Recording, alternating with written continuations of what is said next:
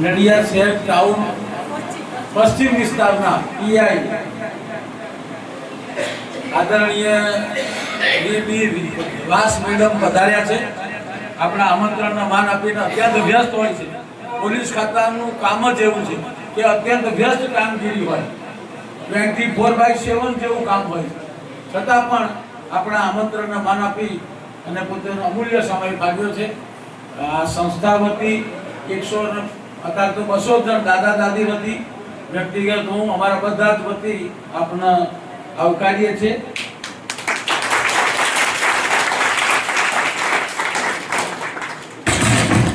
મારા ખ્યાલ મુજબ આટલા વર્ષોમાં નડિયાદ પશ્ચિમમાં પહેલી જ વાર આવા યુવાન એકદમ યંગ પીઆઈ મળ્યા છે અને બહુ પોઝિટિવ છે. આ સમાજ સેવાના કાર્યમાં એમનો રુચિ છે, રસ છે. અને ખાસ કરીને આપણા બા દાદા, તમને બધા તો તમે પરિચિત છો ને? હા કે ના? તો આંગળી ઊંચી કરો તો ખબર પડે બધા. આપણે પિક્ચર લાલો જોવા ગયા હતા ને, બરાબર છે ને? લાલો પિક્ચર કેટલાને ગમ્યું હતું? બધાને? બહુ સરસ. બહુ સરસ સાહેબ.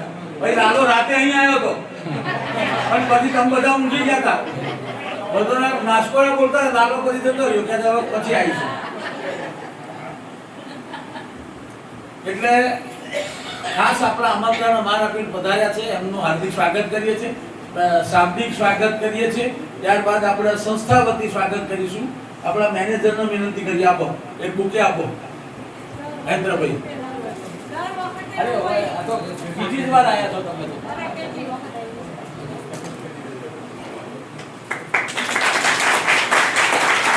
નવીનભાઈ આવો, નવીનભાઈ જલ્દી બુકે આપજો. હા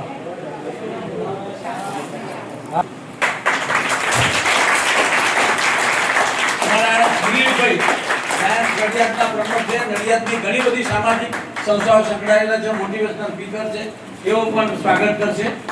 દિલીપભાઈ ભટ્ટ.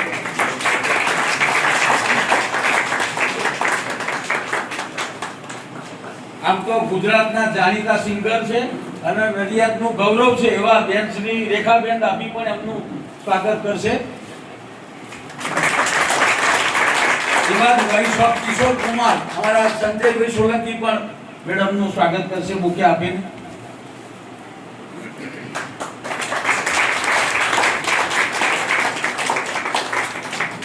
આપણા બા દાદામાંથી આવો, એક બે જણ આવી જાઓ. દાદા હા આપો લો.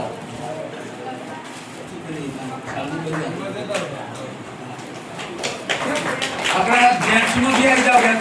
કિરણભાઈ બેઠા આવી જાઓ જલ્દી.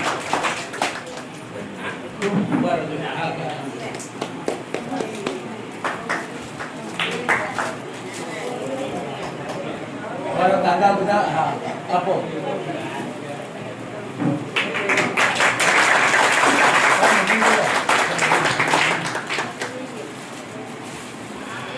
કમુબેન અને મંજુબેન આવો. મંજુબેન જરા આપણા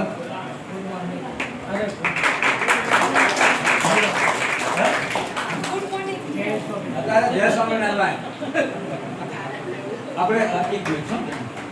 આપણે એમને મુખ્યથી તો સ્વાગત કર્યું, સાલ ઓલાની સન્માન કરીશું સંસ્થા વતી. આવો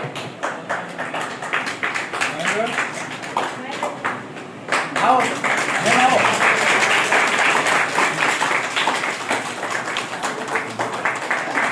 જો આગળ હા આવશે અહીં આવી જશે.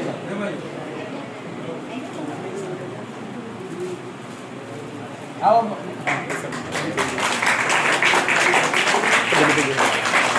એમના ભોજનનું સંભાળે છે મંજુબેન અમારા, એ પણ સ્વાગત કરશે. વીણા શંકર વીણા બોલો, વીણા બોલો, વીણા વીણા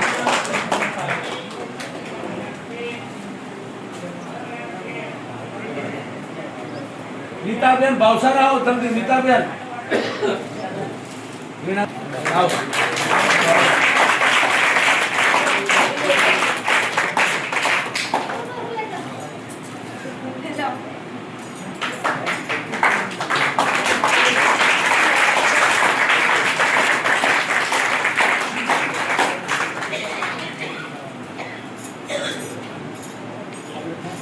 જય મહારાજ. કેમ છો બધા? મજામાં? મજા આવે છે? બહુ મસ્ત. મેં ઘણા વૃદ્ધાશ્રમની વિઝિટ કરેલી છે. હું પહેલાં મારું પોસ્ટિંગ આની પહેલાં ખેડા નડિયાદ જિલ્લામાં આવી, એ પહેલાં હું બનાસકાંઠામાં બી હતી. તો ત્યાં બી હું વૃદ્ધાશ્રમમાં જાતી, પણ આ વૃદ્ધાશ્રમમાં આવું તો આમ કંઈક આપણું જો આમ એક જૂનો કંઈક સંબંધ હોય, કંઈક જૂનો નાતો હોય એવું કંઈક લાગે, કંઈક નજીકનો સંબંધ હોય, કંઈક આપણું હોય એવું લાગે છે. અને એકદમ આનું જે વાતાવરણ છે ને એ એકદમ પોઝિટિવ એટમોસ્ફિયર છે. અને બધાની એકદમ લાગણી, બધી એકદમ સેવાભાવ છે. મનુ મહારાજ એકદમ બહુ સારા વ્યક્તિ છે અને બહુ સેવાભાવી વ્યક્તિ છે. અને તમામ બધી વસ્તુનું ધ્યાન રાખે. તમને લોકોને ખાવા પીવાથી માંડી તમારા નાસ્તા માટે બધી નાની નાની બાબતનું ધ્યાન રાખે છે. મેં ઉપર બી નીચેના બધા રૂમ બી જોયેલા છે, ઉપર બી જોયેલું છે. તમામની જે મારે વાત થતી હોય છે થોડા ટાઈમે, તમામને જે દારૂની જરૂરિયાત છે, બીજી કોઈ બી જરૂરિયાત છે કે અમુક એવું વધારે ઉંમર થઈ ગઈ હોય તો હાલન ચલન નથી થઈ શકતું, એના લીધે બધી અલગ અલગ વસ્તુઓ તમને આપે છે. એટલે બહુ આ એક આપણા કહેવાય ને કે ગુજરાતનું એક માત્ર સારામાં સારું કોઈ કહેવાય ને વૃદ્ધાશ્રમ કે જ્યાં તમને લોકોને એવું ન લાગે કે અહીંયા અમે વૃદ્ધાશ્રમમાં આવ્યા. તમે એક કુટુંબ છે, એક પરિવારની જેમ બધા રહેતા હોય ને એવું વાતાવરણ છે. એકદમ સકારાત્મક વાતાવરણ છે આ વૃદ્ધાશ્રમનું. અને બધા બહુ જે આમાં જે સંકળાયેલા વ્યક્તિ છે એ બહુ સેવાભાવી વ્યક્તિ છે. કારણ કે હમણાં જ લગભગ 10-15 દિવસ પહેલા એક બાનું ઉંમરના હિસાબે એનું મૃત્યુ થયું. એટલે મને ફોન આવ્યો કે સાહેબ આમાં શું કરવું એમ, 40 વર્ષથી એની કોઈ વાલી વારસ નથી તો આપણે શું કરીએ એમ, તમે કહો એમ અમે આગળ વધીએ એમ. એટલે આ લોકો કાયદા કાનૂનનું તમામ વસ્તુનું ધ્યાન રાખે છે કે તમે કહો એમ કરી હું કઈ વાંધો નહીં, 40 વર્ષથી એના કોઈ વાલી વારસ નથી તો તમે એમના અંતિમ સંસ્કાર કરો. એટલે નાની નાની બાબતો તમામ વસ્તુનું ધ્યાન રાખીને કે કોઈ કાયદામાં બી ક્યાંય આપણે એવી રીતના ક્યાંય કોઈ પ્રકારનું ખોટું ન થાય એવી તમામ વસ્તુનું ધ્યાન રાખે છે આ લોકો. મને સવારે 8 વાગે ફોન આવ્યો હતો, મહેન્દ્રભાઈનો બી આવ્યો હતો અને મહારાજનો બી ફોન આવ્યો હતો. એટલે તમામ બહુ એકદમ સારું વાતાવરણ છે. તમને એવું લાગે જ નહીં કે તમે અહીંયા છો. કદાચ તમે ઘરે રહેતા હો તો તમને આમ એટલું અહીંયા જેટલી સુવિધા મળે ને એટલી તમને ઘરે ન મળે. તમને એક સકારાત્મક વાતાવરણ છે. એટલે તમે બધા તમારું સ્વાસ્થ્ય એકદમ તંદુરસ્ત, સારી રીતના તમારી જિંદગી જાય એવી હું ભગવાનને પ્રાર્થના કરું. આ સાથે મારું વક્તવ્ય પૂરું કરું છું. જય હિન્દ, જય ભારત. ખૂબ ખૂબ આભાર. એને બહુ સરસ વાત કરી કે એનું માહોલ વાતાવરણ એવું છે. આપણે કોઈ પણ ઘરે જઈએ ને અને તમે પાણી પીવો તો એવું લાગે કે એસિડ રેડતા એવું લાગે અમને કોઈના ઘરે જાય, ખબર છે ને એસિડ રેડતા. અને અહીંયા આવો તમારો માહોલ એવો વાતાવરણ આત્મીય છે. આ સંસ્થા માત્ર ફોર્માલિટી ખાતર કે ઔપચારિકતા એવું નહીં. અહીંયા જે કોઈ આવે એને વેલકમ.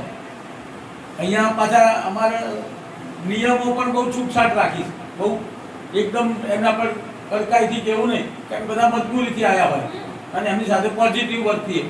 બધા જ એકદમ આત્મીયતાથી વર્તે છે અને બધાના ચહેરા જુઓ સરસ, પ્રસન્ન છે.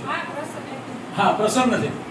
તમારે આમ તો એવું કહેવાય કે આ વૃદ્ધાશ્રમમાં આવું એટલે શાપ રૂપ કહેવાય, પણ અહીંયા છે ને આશીર્વાદ રૂપ છે. અહીં જે વૃદ્ધાશ્રમમાં આવે એ આશીર્વાદ રૂપ છે. કેમ? એટલે તમને પ્રેમ, હૂંફ, લાગણી અથવા તમારે દવા જોઈતી હોય, જે કંઈ હોય જીવન જરૂરિયાતની તમામ ચીજો પૂરી પાડવામાં. બેને કહ્યું કે આખા ગુજરાતના નામાંકિત વૃદ્ધાશ્રમોમાં એક છે આ. કારણ કે અહીંયા બધા સમર્પિત ટીમ છે. અહીંયા કોઈ લેવા કાતે એનું નહીં, પણ માત્ર અંદરથી ભાવ છે કે ભાઈ આપણે વડીલોની સેવા કરવી. અહીંયા બેન 140 જણ એક્સપાયર થઈ ગયા. હા, આમ તો 250 જણ અહીંયા એક્સપાયર થઈ ગયા, પણ કેટલીક વાર વાલી વારસો લઈ જાય છે. અને અહીંયા 140. હમણાં 4 દિવસ પહેલા જ 2 બા એક્સપાયર થઈ ગયા અને બધાને ત્યાં શાસ્ત્રોક્ત વિધિથી અંતિમ સંસ્કાર કરવામાં આવે. એમના જે ઘરવાળા બધા આવ્યા હોય સગાવાલા એ ખાલી ફોર્માલિટી ખાતર આવે. એને કોંધ અમારે જ હાલવાની પાછી અહીંથી લઈ જઈએ છે સ્મશાન સુધી. અને અમારા આત્મીય સ્વજન હોય એ રીતના જ અમે એ કરીએ છીએ, અંદરથી થાય છે. આમ તો પરમ કૃપાળુ પરમાત્માએ આપણને નિમિત્ત બનાવ્યા. આ એવું કહેવાય છે 4 ધામની યાત્રા કરો અને એક કોઈ બિનવારસી હોય અથવા તો જેનું કોઈ સગું વાળું ના હોય એને તમે કાંધ આપો, અંતિમ સંસ્કાર કરો, તો એનાથી પણ વધારે આ છે ને જે તમારે પોઝિટિવ જે કહું સકારાત્મક વાત કરી, પોઝિટિવ એનર્જી હોય તો તમારા બધા તમે જેમ પોઝિટિવ રહેશો ને તો તમારા નકારાત્મક બધું જતું રહેશે. ઉર્જા હકારાત્મક ઉર્જા આવે એટલે માણસ એનર્જેટિક રહે. તમારે કાયમ યુવાન રહેવું હોય તો અંદરનું નેગેટિવ કાઢી નાખવું પડે. કોઈના વિશે રાગ, દ્વેષ, ઈર્ષા, હા ફલાણો આવા છે ને આનું આમ છે ને એમ થાય. આપણને બધાને 24 કલાક ભગવાન ઉપરથી આવે છે, પણ કેટલાક લોકો એનો સદુપયોગ કરે છે સવારથી સાંજ સુધી. આપણે જેમ કરિયાણાની દુકાન આવે ને ત્યાં બધું વેચાય ખરું, પણ સાંજે કરિયાણાની દુકાનવાળો હિસાબ મારે. બકરો આવ્યો હોય ને એટલે એમાં નફો થયો, નુકસાન કેટલું, બે બાજુ સરવાળો નીચે મારે કે ભાઈ કેટલો નફો. આપણે સવારથી સાંજ સુધી હિસાબ મારવો પડે કે સવારથી સાંજ સુધી આપણે શું કર્યું, બે છેડા નફો થયો, નુકસાન થયું, તો આપણું જીવન સાર્થક થયેલું ગણાય. અહીંયા ઘણા બધા એવા માણસો પણ અહીંયા આવ્યા છે કે જે કરોડોપતિ હતા, એમના પોતાના સગાવાળા બધાએ તક છોડી દીધા હોય, પણ અહીંયા કોઈ આપણે ભેદભાવ રાખતા નથી. બધા જ માટીના બનેલા છીએ. અને તમારે પણ વિનંતી કે અમારે પોઝિટિવ રહેવું, બીજા એકબીજાને અનુરૂપ થવું. કારણ કે અહીંયા શું છે, બહેનો ખાસ પાછું જોવું પડે એટલે બહુ પોઝિટિવ રહેવાનું. તમારે પણ એકબીજાને આદર આપવો પડે અને સંસ્થાના નિયમો હોય અને અનુસરવાનું. તો આજે ખાસ આપણા આમંત્રણ મેં 4-5 વખત એમને ફોન કર્યો કે આવો જ આમ, પણ એમને પણ આવું હતું. પણ બધું શું છે કે હવે સરકારી કામ એવા હોય છે કે ક્યારે કંઈ જવાનું થાય નક્કી ના હોય, છતાં પણ આપણા આમંત્રણને માટે વિશેષ ઉપસ્થિત રહ્યા. એમનું ફરી એકવાર સંસ્થા વતી આપ સૌ વતી હાર્દિક આપણા સેવાવાળા છે ને બધા, એ બધા બોલાયેલો બેન જોડે ફોટો પાડેલો, જે સેવા અંદર કરે છે બધા કર્મચારીઓ હોય તો જે હોય પેલા ઓકે. હા હા, તો વાંધો નથી.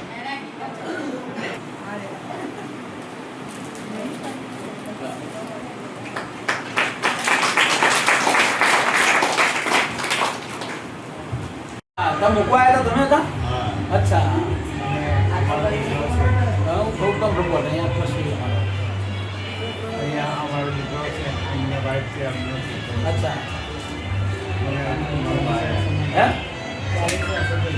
40 વર્ષે ભેગા થતા હતા અચ્છા પણ 40 વર્ષે આપીને મળ્યા 40 વર્ષે હા, બહુ સરસ કહેવાય. 40 પપ્પા વર્ષે જાતે ઘર છોડી જતા રહેલા અચ્છા હે એવું હાલ ક્યાં છો? આનંદ હા ભાઈ લઈ જાઓ, તમારી જવાબદારી. ના ભાઈ તો તૈયાર જ છે, ભાઈ તો આજના નહીં. જો દીકરો હોય ને દીકરો, એની જવાબદારી મા બાપને આચરવા. હવે એવું એમ કહું, આ તમારો છોકરો હોય મોટો થાય ને તમને નહીં રાખે તો કેવું તમને? ભાઈ તો હે? બીજો પ્રશ્ન છે હા, એટલે એમનો બીજો પ્રશ્ન છે આમ કોઈ problem નથી. પ્રોબ્લેમ ના, ના, હું તમને સ્પષ્ટ જ કહું, પપ્પાને દીકરો બદલ મારે પપ્પાને તમે એની દીકરી છો? હું પપ્પાની દીકરી છું, ત્રીજા નંબરની. ભાઈ 5મા નંબરે, એનાથી નાની 6 ભાઈ બહેન છે. પણ પપ્પાના આ સેક્રેટરી હા અને મમ્મીને બ્લડ કેન્સર હતું. મમ્મીની હયાતીમાં 3 બાળકો પરણાવવાના બાકી હતા. પપ્પા એમની સાથે અચ્છા અને કઈ વાંધો નહીં, મોટું મન હવે સમાધાન થઈ જો ગયું છે. મોટું મન રાખી હવે તો મધર બી નહીં રહ્યા. મતલબ નથી કે કઈ વાંધો નહીં, એને જે ભૂલ કરી બરાબર એને માફ કરી પપ્પા મોટું દૂર મન રહીને રાખી. બી ભાઈ પપ્પાને સીધું બીધું દવાઓ બધું આપે, પણ ભાઈને એક મનમાં દુઃખ કે મારી મમ્મી બ્લડ કેન્સરમાં હતું ને એને તમે મારી.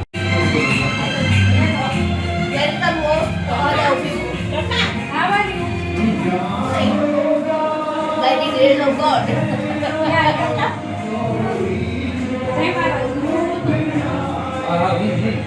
એના ભજીયા ખાવા છે એને. આના ભજીયા ખાવે કે કાકા ભજીયા અમનો હલવો ખાવો છે. મુझे जो भगवान देगा खा लूंगी. Am I right or wrong? Right. Whatever God will give me, I will eat. But I will not. I want to live with that. રાઈ કરો યસ યસ લેવા આયા આવ્યો હીટ